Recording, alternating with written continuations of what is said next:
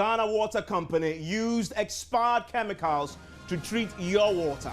4 officials are interdicted over the scandal. It has established that 0.7% of the alum supply was used in water treatment. The following officers have been interdicted. They are: number 1, Ms. Dora A. Bonner, who is the procurement officer of Ghana Urban Water Limited. Tonight, we bring you details of a startling report into the circumstances leading to the importation of $4 million worth of expired alum. This is Top Story with Evans Mensah.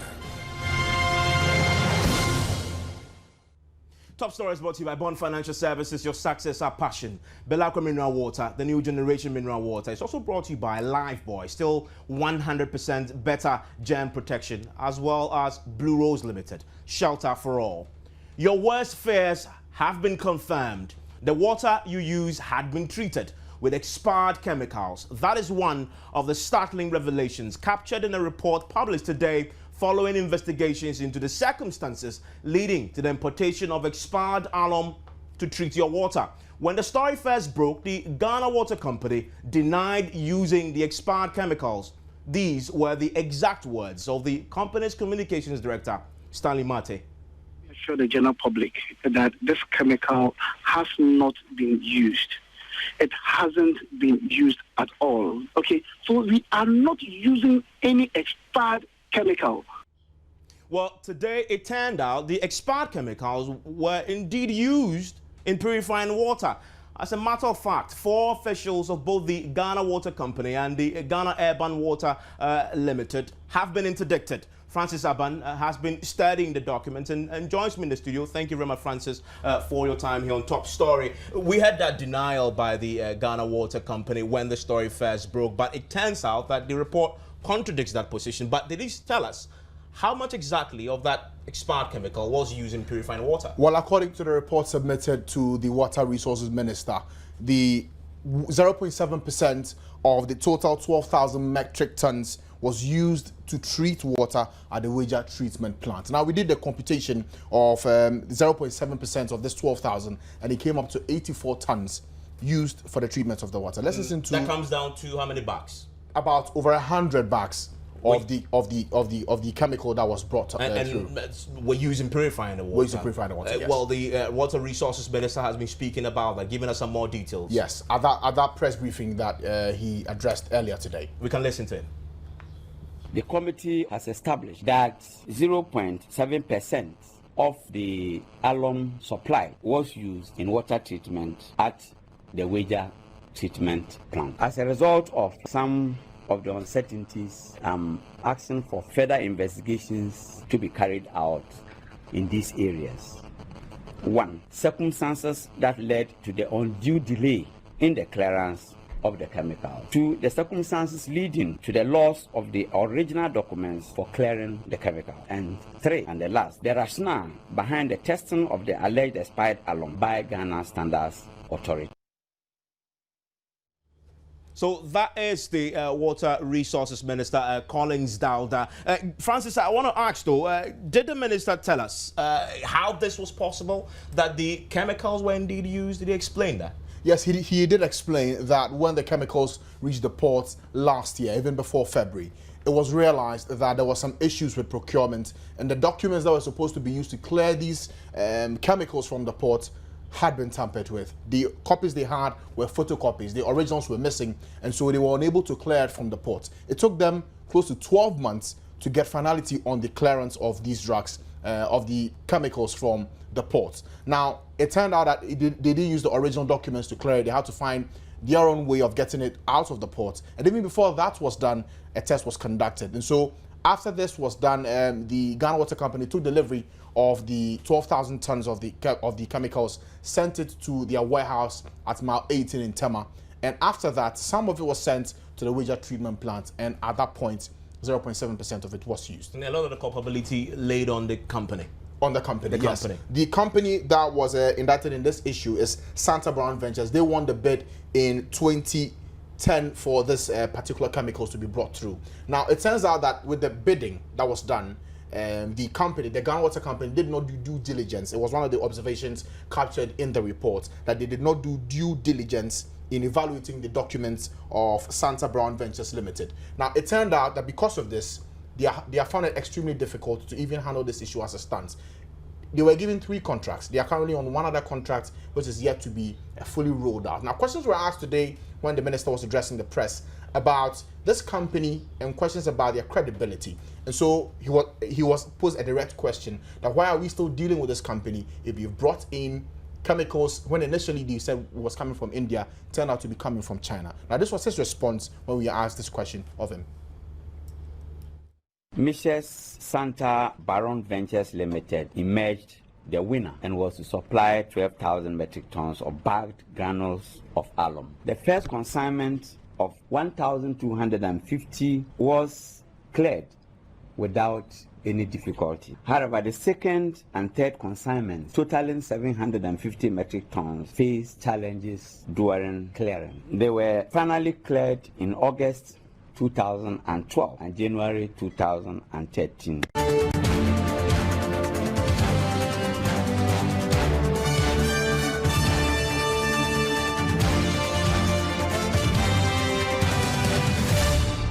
I still have with me Francis in the studio. Quickly run us through the recommendations. Quickly for you, Evans. The first recommendation is that the retrieved expired alum should continue to be in the custody of the national security since investigations are still supposed to be ongoing. Also, both the procurement officers of the Ghana Urban Water Limited and the Ghana Water Company Limited should be held responsible for failing to handle the procurement and clearing of the alum professionally. Thirdly, the logistics officer at the Ghana Water Company Limited should be held partly responsible for the delay in the clearing of the chemicals. And we know that these individuals, the 2 you've mentioned, plus 2 more, from both the Ghana Urban Company and Ghana Water Company, have all been interdicted, according to this particular report.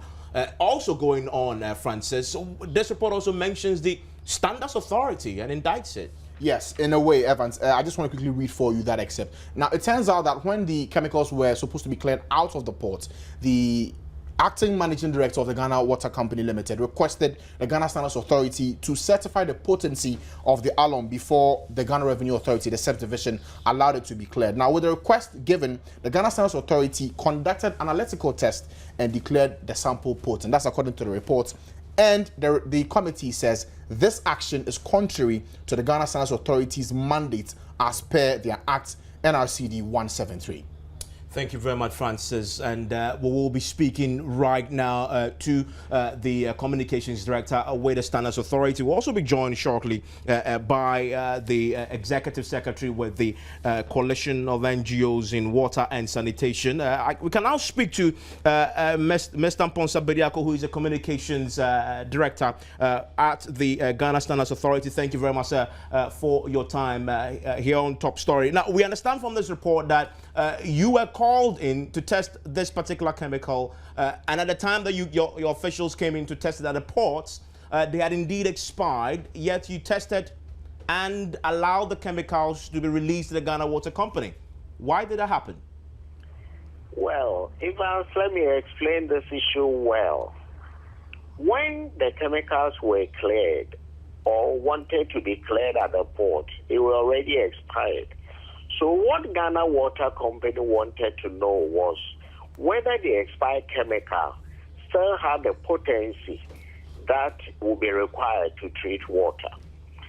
When they were brought to our laboratory, we tested, we did the analysis, and we realized that the potency was still high, even though not as high as unexpired chemical. So we were stating the obvious and nothing but the truth. And that is what we did. It is true with all chemicals, especially when you are dealing with inorganic material.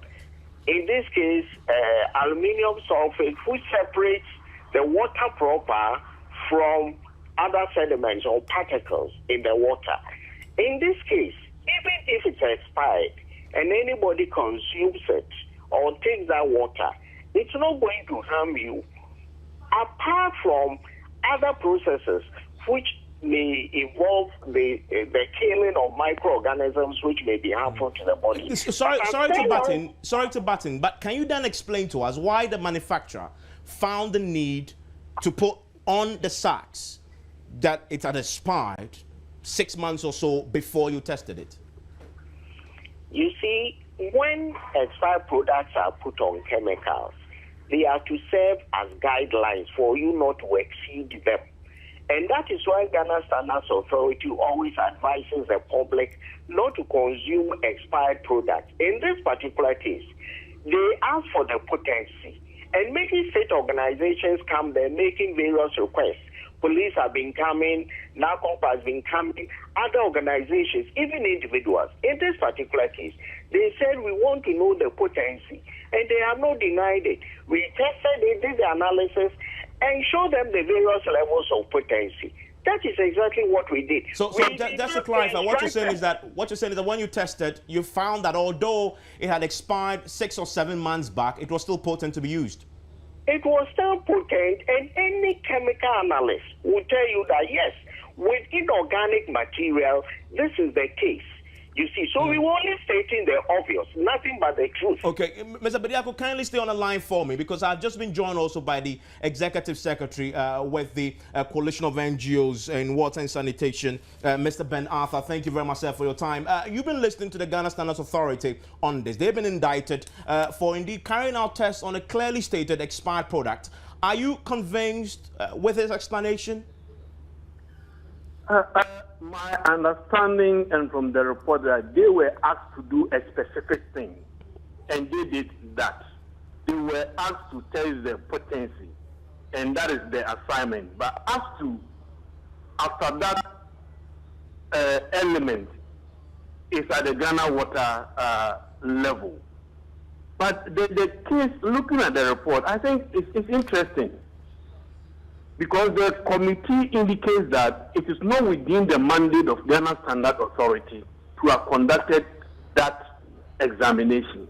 Why did Ghana Water Company send it to Ghana Standard Authority? Okay, hold on. That's a question I want Mr. Mposa Bediako to answer. Kindly give us the answer, sir.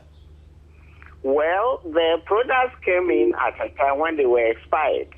And at the expired level, they wanted to know whether they wanted to know the level of potency. And that is exactly what we did for them. Nonetheless, the committee says you still exceeded your mandate. That's not your mandate. That's what the committee says. You disagree with that? No, we did not instruct the Ghana Water Company to use the chemical. We did not instruct. We only stated the levels of potency. We never went ahead to instruct them to use the chemical. Okay, Mr. Ben Arthur, that's his explanation. They did not instruct the Ghana Water Company to use the chemicals, although they declared it as potent. Now we know in this report that indeed part of that expired drugs were indeed used in purifying the water you and I drink. Yes, that is the interesting part. I mean, they are now telling us that they were asked to do specific things, and that is exactly what they did. As to what Ghana Water Company was going to use the results, I mean, was not part of their remit.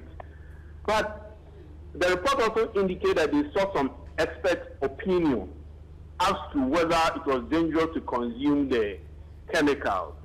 And the opinion indicates that it's not harmful to be used, for the product to be used. But I think we need to do more work in this area. I'm not health expert, but probably the health people can come in also to give us a perspective from that area. That aside, I think, Evans, the whole thing needs further investigation. Because we've seen a situation where the product itself was supposed to have been ordered from India. Then it turned out to be ordered from China. And the committee does not give any explanation to that effect. We understand from this report that the committee has recommended that the BNI continues investigations into this, and to allow that to happen quite efficiently. 4 top officials, both with the Ghana Water Company and the Ghana Urban Water Limited as well, have all been interdicted. But I want to say a big thank you, because I just ran out of time, to both of you gentlemen. That's Mposa Bediako. He is the Communications Director at the Ghana Standards Authority. Also, just hearing there is Mr. Ben Arthur. He's Executive Secretary today with the coalition of NGOs in water and sanitation. You want to join us in 15 minutes on Newsnight as we attempt to dig further into what is going to happen to this particular company that we understand from this report also was negligent and led to the expiration of these chemicals. You want to stay with us in 15 minutes. Also, we'll be telling you what is happening across the country with the situation with the National Health Insurance Authority. We understand the government hospitals are now feeling the pressure as the mission hospitals turn away those with NHIA cards. Top stories brought to you by Bond Financial Services. It's also brought to you by Belacqua Mineral Water, Lifebuoy, and Blue Rose. My name is Evans Mensah.